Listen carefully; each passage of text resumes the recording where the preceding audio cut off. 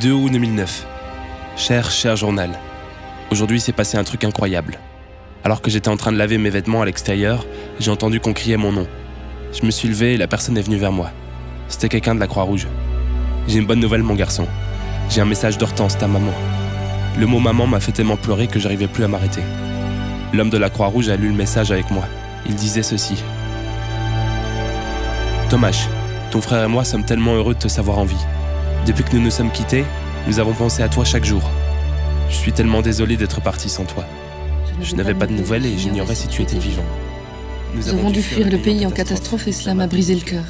C'était long, c'était dur et surtout c'était dangereux. J'ai cru plusieurs fois qu'on allait mourir, ton frère et moi. Puis nous sommes arrivés en Belgique. Il avait commencé à neiger et je ne savais pas où on pourrait dormir. Mais quelqu'un m'a montré le chemin de l'Office des étrangers. Et là, on m'a donné un plan pour arriver dans un centre d'accueil de la Croix-Rouge, à Ivoire. On nous a donné tout ce dont on avait besoin. De quoi manger et boire, des vêtements et une chambre. On a bien pris soin de nous.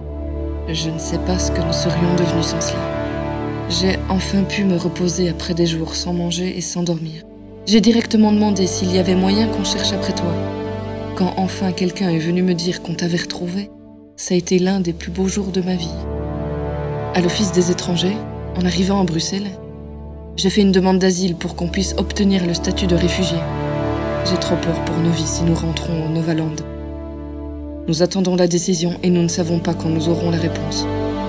Je dois t'annoncer aussi que j'ai une autre très bonne nouvelle. On a retrouvé la trace de ton oncle.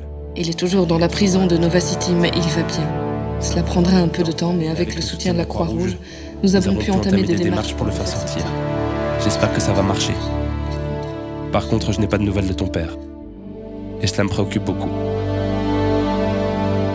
Mais à ce jour, savoir que tu es en vie suffit largement à me remplir de joie. Que j'ai hâte de reconnaître ton écriture. Simon a dessiné pour toi le parc en face du foyer où nous sommes hébergés. Il s'amuse à courir après les pigeons. Il dit que ça lui rappelle ton avion qui vole. Et toi, dis-moi, comment vas-tu? Es-tu en bonne santé? Tu nous manques terriblement et j'attends ta lettre avec grande impatience. À très bientôt, mon grand. T'embrassons fort. Maman, et dis-moi.